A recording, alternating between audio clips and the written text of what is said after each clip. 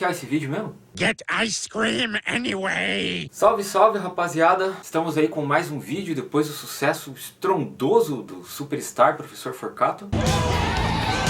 Quem é o mestre? Milhares de visualizações que talvez só o Levi Fidelix consiga contabilizar. 18 bilhões, 105 bilhões, 2 trilhões e 200 bilhões, 600 bilhões. Estamos aí para gravar um vídeo hoje com uma temática que segue basicamente aquilo que a gente estava falando anteriormente. Nós falamos então sobre a independência dos Estados Unidos, um pouquinho ali das independências das colônias espanholas na América, e hoje eu vou falar para vocês então um pouco sobre a independência do Brasil. Quando a gente fala em independência do Brasil, a primeira coisa que nós temos na nossa cabeça são certos mitos. E ultimamente, assim, algumas produções historiográficas, na vontade enorme de desconstruir certos mitos, acabaram criando outros. Então a gente tem uma série de versões aí bem fantasiosas, às vezes até algumas bem exageradas, sobre como foi o processo de independência do Brasil. Desde assim, de Dom Pedro I sendo o nosso herói majestoso, magnífico, até que Dom Pedro I estava com diarreia no mato, quando ele declarou a nossa independência. Enfim, não vou ficar entrando em discussão desse tipo e a gente vai seguir aqui o caminho mais verídico possível para a gente pensar algumas questões importantes sobre a independência do nosso país então. Primeira coisa, a gente não pode pensar a independência do Brasil como sendo um caso isolado, como se o Brasil fosse um microcosmos qual nada que estava acontecendo na Europa ou até que aconteceu nos Estados Unidos influenciasse a nossa independência. Não, teve uma influência muito grande, muito importante. A gente pode perceber isso principalmente a partir do século XVIII. A independência do Brasil acontece lá no 7 de setembro de 1822, não esqueça, mas já no século XVIII a gente tinha alguns movimentos que criticavam certos aspectos da dominação portuguesa no Brasil. Quais movimentos eram esses? A gente teve então os movimentos nativistas, que eram aqueles que criticavam a dominação econômica que Portugal tinha sobre o Brasil. Eles não tinham um discurso político assim em relação à independência do nosso país, a separação política do Brasil. Esses movimentos a gente teve vários, como por exemplo a Guerra dos Mascates, e nós tivemos daí os movimentos separatistas. Dois, Inconfidência Mineira, Tiradentes, e a Conjuração Baiana, também conhecida como Conjuração dos Alfaiates. Esses dois movimentos aconteceram ali no finzinho do século XVIII e foram influenciados por princípios iluministas. Inclusive a Conjuração Baiana foi talvez um dos primeiros movimentos da história do Brasil a falar em libertação dos escravos, baseando-se no princípio iluminista de que todos os homens têm direito à liberdade, devem ser tratados de forma igual perante a lei, enfim, princípios que nós herdamos da lógica iluminista. Agora, a coisa complica mesmo em relação à questão da independência do Brasil no século XIX. Just you know why you and I.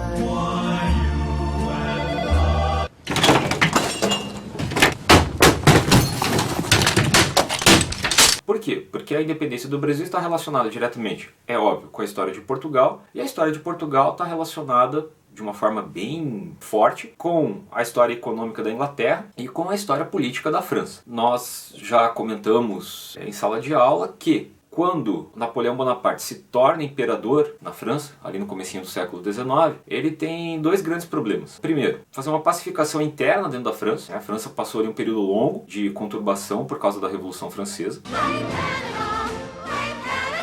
O Napoleão tinha que meio que apaziguar essa situação, de certa forma, e também, pelo menos, fazer uma paz ali temporária, como a história acabou demonstrando, com os países vizinhos da França. Porque muitos desses países tinham características de governo baseadas no absolutismo, por mais que não fossem totalmente absolutistas, como era o caso de Portugal. Falar de absolutismo em Portugal é uma coisa um tanto quanto complicada. Mas, enfim, o Napoleão tinha que, de certa forma, resolver os problemas franceses ali com seus vizinhos. E aí o que acaba acontecendo?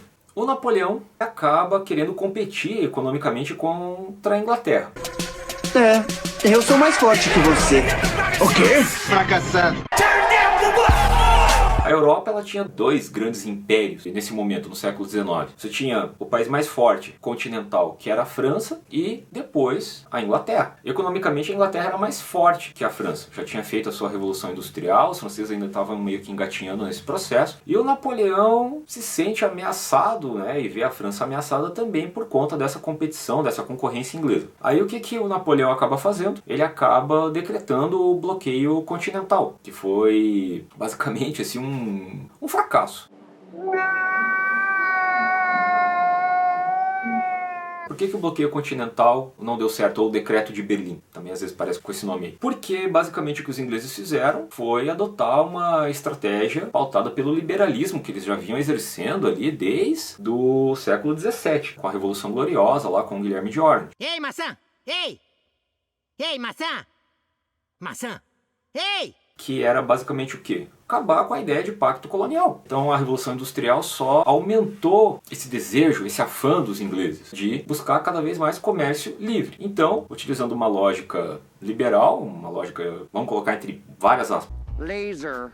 de mercado, o que a Inglaterra acaba fazendo? Napoleão bloqueou a Europa, os ingleses não podiam mais fazer comércio ali, basicamente era isso, o bloqueio continental, e eles procuram outros mercados. E um dos mercados mais interessantes, mais importantes que existiam nesse contexto de guerras, né, no continente europeu era a América. Então os ingleses, apesar lá de terem entrado em guerra com os Estados Unidos, mantinham comércio com os estadunidenses sem problema nenhum e passaram a vender muitos produtos também para o Brasil.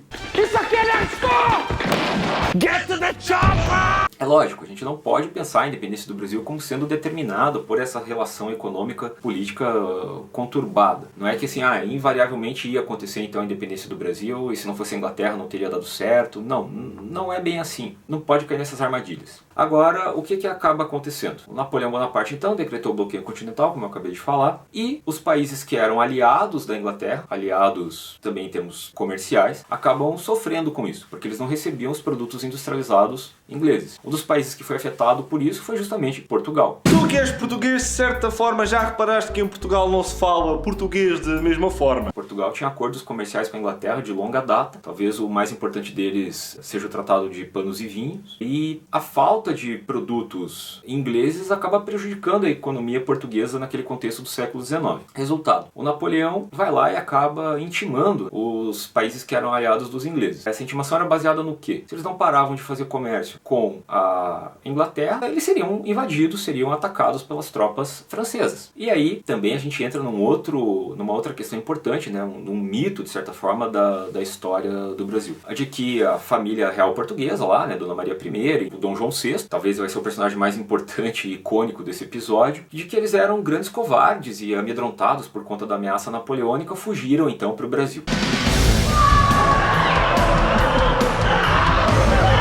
Que era, né, a América bem distante lá do conflito na Europa. A coisa não é bem assim. Os portugueses eles já tinham, de certa forma, planos para deslocar o império. O império português era um império ultramarino. O que isso significa? Você tinha ali regiões importantes na Europa, você tinha regiões importantes na América e você tinha regiões importantes na África. Então os portugueses transitavam com muita facilidade por esses continentes e isso permitia para eles um posicionamento estratégico muito inteligente. Então era uma opção portuguesa, de certa forma, transferir o império, né, a sede do Império Português para o Brasil. Foi justamente isso que eles acabaram fazendo. Então, às vezes aparece, o cara é um grande covarde, ou coisa do gênero. Alguns seriados de TV até retrataram o Dom João VI como um grande covarde, um rei bobão lá, né, que só ficava comendo o dia inteiro aqui no Brasil e não entendia de absolutamente nada. Mas a coisa não era bem assim. No fim, né, não vou ficar entrando em debates aqui da historiografia, é que a corte portuguesa, né, formada lá por milhares de pessoas, não era só a família real,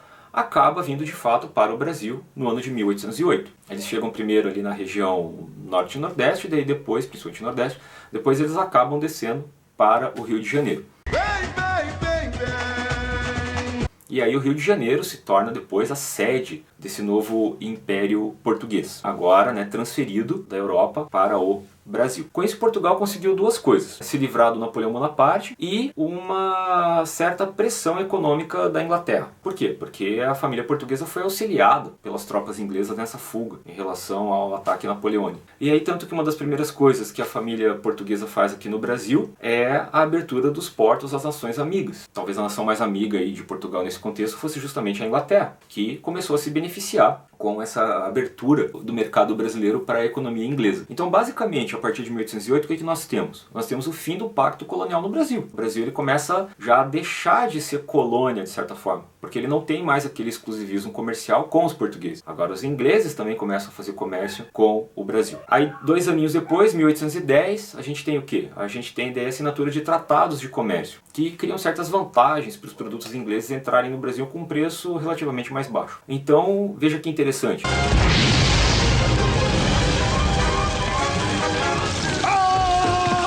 Mi bigote! No! Através de uma estratégia comercial, não ser prejudicada, ou não ser tão prejudicada, pelo bloqueio continental do Napoleão. Então, o bloqueio continental não deu muito certo, porque os ingleses eram extremamente espertos e eles conseguiram lidar com esse problema muito bem. Com a chegada da família portuguesa no Brasil, nós temos uma série de mudanças estruturais, principalmente na cidade do Rio de Janeiro. A gente vai ter a criação de biblioteca, banco, jardim botânico, enfim. A estrutura do Rio de Janeiro começa a mudar. Por quê? Porque agora aquela cidade abriga a corte portuguesa. Mas tem um detalhe: a cidade do Rio de Janeiro se torna então um centro, né, basicamente, vamos colocar aí, a capital desse império português. Lógico que essa cidade não poderia ser simplesmente mais uma coloniazinha. Aí o tempo passa, né, a gente chega lá em 1814, 1815, o que acontece? Napoleão Bonaparte acaba sendo derrotado. Maná, maná. Maná, maná. Maná, maná.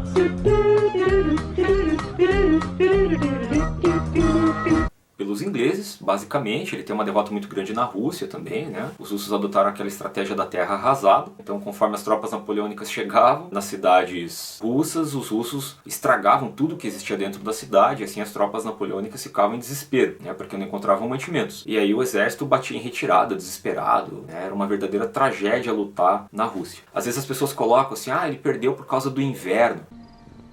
Winter's coming. Alguns historiadores até brincam com isso, porque ele começou a invasão no outono, né? E como se os russos não tivessem capacidade ou uma estratégia para atacar as tropas napoleônicas. Então, ó, joga lá a culpa no inverno, né? Ele perdeu por causa do inverno. As coisas não são tão simples assim. Mas enfim, depois da derrota do Napoleão, o que acaba acontecendo? O motivo pelo qual o Dom João VI e toda a corte portuguesa veio parar no Brasil não existe mais, que era a ameaça napoleônica. Então ele poderia voltar para Portugal. Porém, isso não acaba acontecendo. A corte permanece no Brasil, inclusive por conta de retomadas de conversas com os franceses, enfim. E aí nós temos o quê? Nós temos já um processo de articulação da nossa independência. Ali a partir de 1820, mais ou menos, o que acaba acontecendo? A gente vai ter a figura do Dom João VI, a gente vai ter a figura do Dom Pedro I, não era Dom ainda, né, mas o Pedro, filho do Dom João VI, e a figurinha do José Bonifácio, que é considerado por muitos o próprio articulador da independência do Brasil. A gente fala muito do Dom Pedro I, né, mas o José Bonifácio foi uma figura extremamente importante nesse processo. Por quê? Porque ele conseguiu articular, de certa forma, os interesses do Dom Pedro I e do próprio Dom João VI com os interesses das elites locais no Brasil, né, dos grandes proprietários de terra. Quais eram esses interesses? Criar, de fato, um novo império. E esse império agora seria independente totalmente de Portugal, não mais independente na questão econômica, mas também politicamente. Então, uma coisa que você já pode perceber é que as camadas mais populares não participaram dessa, digamos, arquitetura da independência do Brasil. A gente teve várias lutas depois no processo de independência, que se estenderam ali a partir de 1822. As mais ferrenhas aconteceram na região da Bahia. A gente teve mulheres lutando, inclusive, população mais pobre lutando, enfim. Mas a articulação da independência foi basicamente pensada pelas camadas superiores, né, digamos assim, da sociedade brasileira da época. A situação aperta ainda mais nesse ano de 1820, quando acontece a famosa Revolução Liberal do Porto. Os portugueses, eles basicamente exigiam que o Brasil, com essa revolução, voltasse a ser uma colônia de Portugal. E que, de fato, Portugal voltasse a ser a sede desse império ultramarino, lusitano. A gente tem daí uma negativa. Scaredy cat.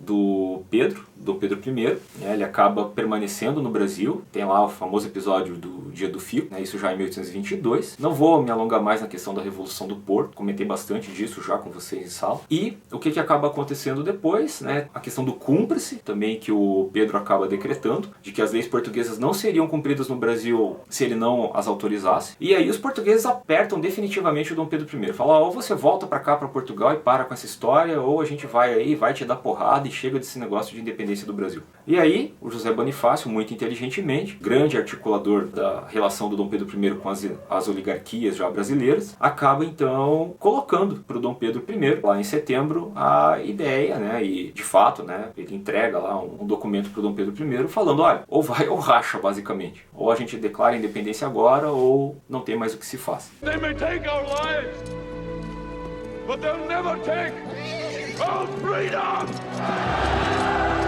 E aí sim acontece, né, o grito lá, né, da independência ou morte. Talvez a imagem mais marcante sobre essa declaração seja um quadro do Pedro Américo. Esse quadro do Pedro Américo ele tem uma visão bastante romantizada. Ele não viveu nessa época aí do Dom Pedro I, tá? Ele não estava lá, ele não era uma testemunha ocular do fato, enfim. Então ele criou uma cena romantizada, mas com alguns aspectos bem interessantes. Você pode reparar aí num dos lados do quadro, que está aí na sua tela, que as pessoas mais pobres estão olhando a independência do Brasil, olhando a proclamação da independência. Enquanto o Dom Pedro estava rodeado ali por uma grande comitiva, a comitiva dele não era tão grande assim. Ele está num cavalo, né, todo pomposo e tudo mais, mas as estradas pela qual ele estava passando nesse período, o cavalo não conseguia andar, né, porque era cheio de morros, enfim. Então ele estava provavelmente numa mula, né, ou num burro, enfim. Cats in the cradle and the silver spoon. Little boy blue and the man in the moon. When you're coming home, son, I don't know when. But we'll get together then, Dad. Donkey!